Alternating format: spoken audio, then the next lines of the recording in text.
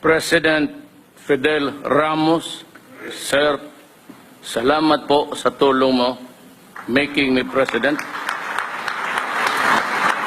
President Joseph Ejercito Estrada, Senate President Franklin Drilon and the members of the Senate, Speaker Feliciano Belmonte and the members of the House of Representatives, Chief Justice Maria Lourdes Sereno and Associate Justices of the Supreme Court, His Excellency Giuseppe Pinto and the members of the Diplomatic Corps, incoming members of the Cabinet, fellow workers in government, my fellow countrymen.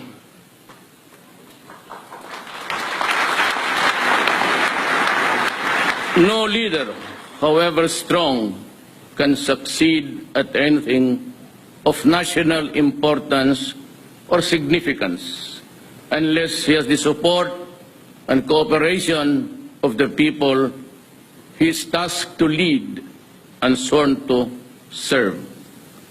It is the people from whom democratic governments draw strength, and this administration is no exception. That is why we have to listen to the murmurings of the people, fear their pulse, supply their needs, and fortify their faith and trust in us whom they elected to public office.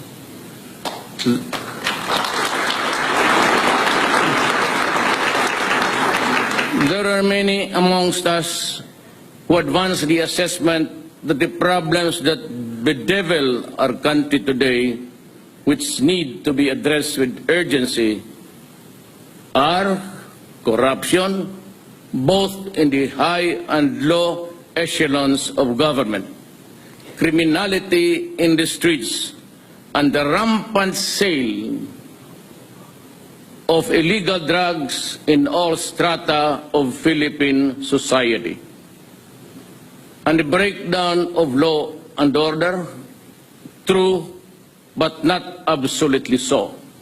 For I see these ills are mere symptoms of a virulent social disease that creeps and cuts into the moral fiber of Philippine society.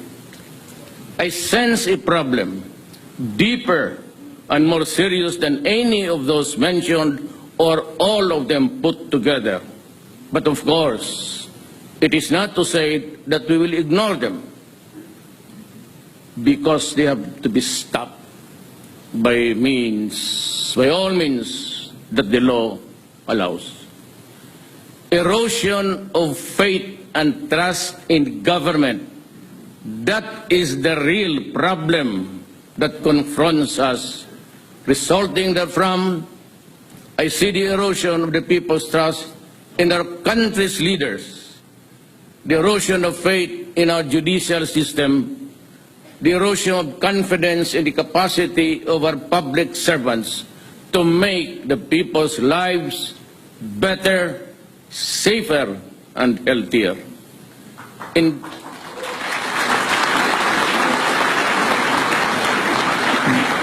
Indeed, ours is a problem that dampens the human spirit, but all is not lost.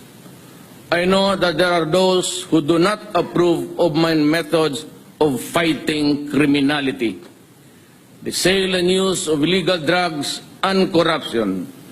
They say that my methods are unorthodox and verge on the illegal.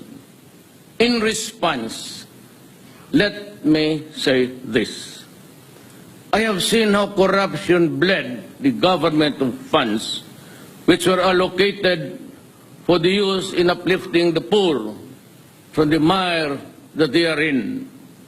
I have seen how illegal drugs destroy individuals and ruin family relationships. I have seen how criminality, by means all foul, snatched from the innocent and the unsuspecting the years and years of accumulated savings, years of toil, and then suddenly they are back to where they started. look at this from that perspective and tell me that I am wrong.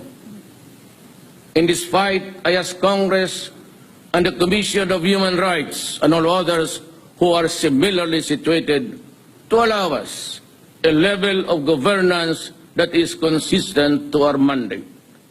The fight will be relentless and it will be sustained. As a lawyer and a former prosecutor,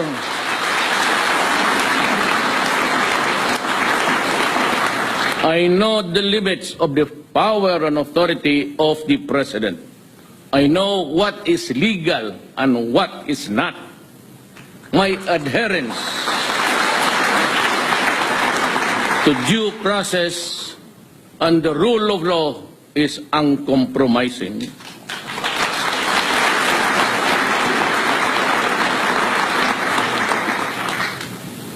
You mind your work, and I will mind mine.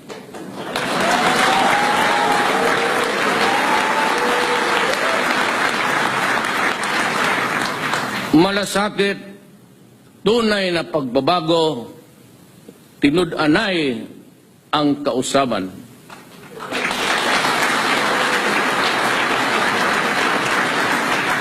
These are the words which catapulted me to the presidency. The slogans were conceptualized not for the sole purpose of securing the votes of the electorate. Tinud-anay ang kabaguhan, mao kani ang tumong sa atong gobyerno.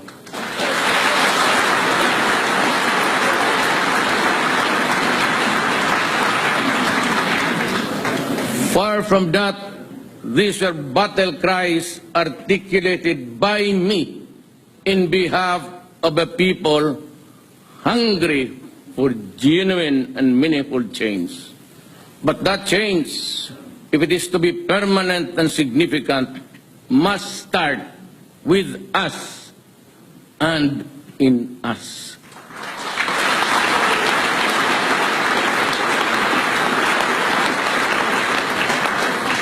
To borrow the language of F. Shinnet Jose, we have become our own worst enemies, and we must have the courage and the will to change ourselves.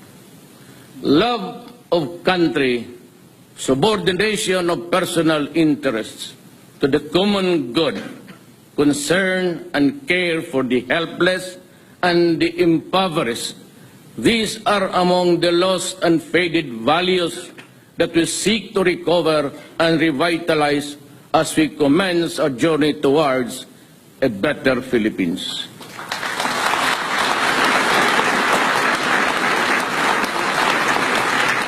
The ride will be rough, but come and join me just the same. Together, shoulder to shoulder, let us take the first wobbly steps in this quest. There are two quotations from revered figures that shall serve as the foundation upon which this administration shall be built. The test of government is not whether we add more to the abundance of those who have much. It is whether we provide for those who have little, says Roosevelt. And from Lincoln, I draw this inspiration. You cannot strengthen the weak by weakening the strong. You cannot help the poor by discouraging the rich. You cannot help the wage earner by pulling down the wage payer. You cannot further brotherhood by inciting class hatred among men.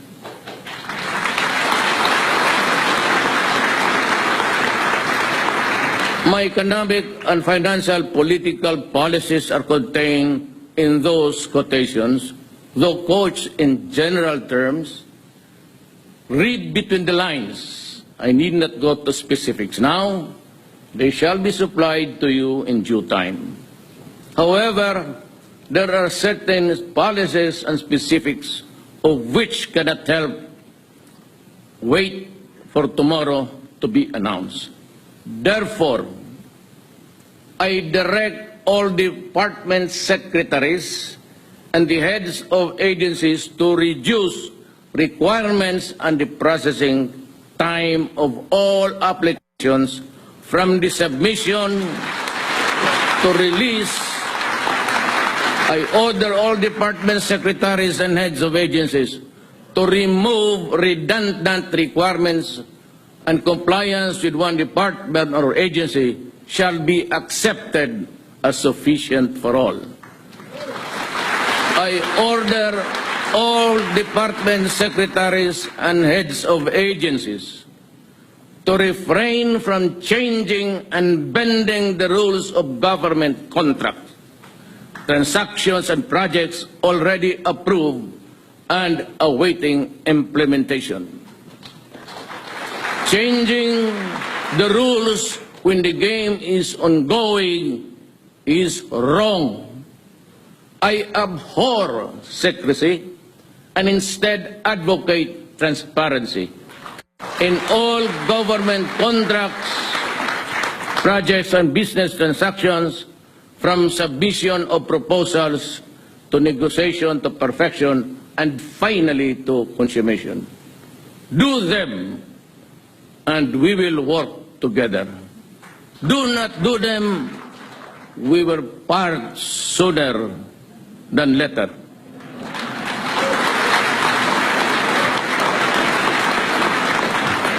On the international front and community of nations, let me reiterate that the Republic of the Philippines will honor treaties and international obligations.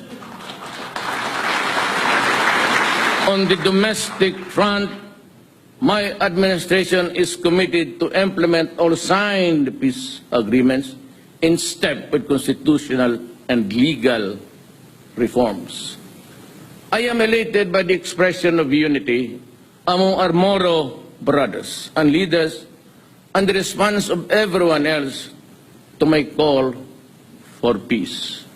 I look forward to the participation of all other stakeholders, particularly our indigenous peoples, to ensure inclusivity in the peace process.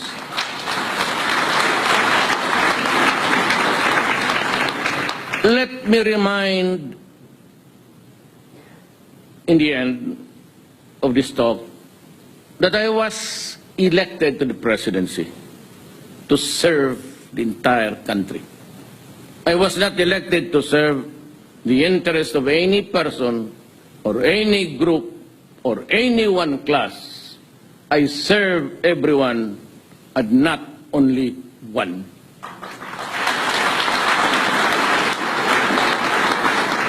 And that is why I have adopted as an article of faith the following lines written by someone whose name I could no longer recall.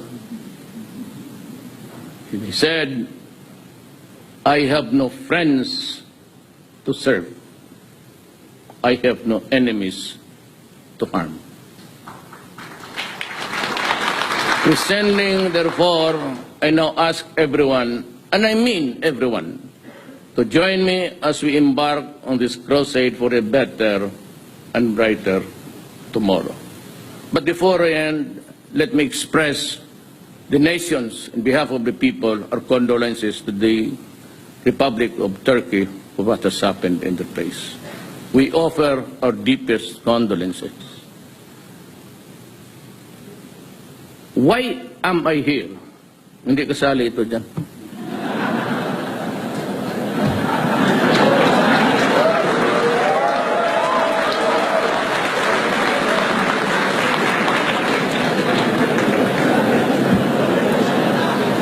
The past tense was, I am here because I love my country and I love the people of the Philippines.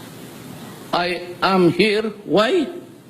Because I am ready to start my work for the nation.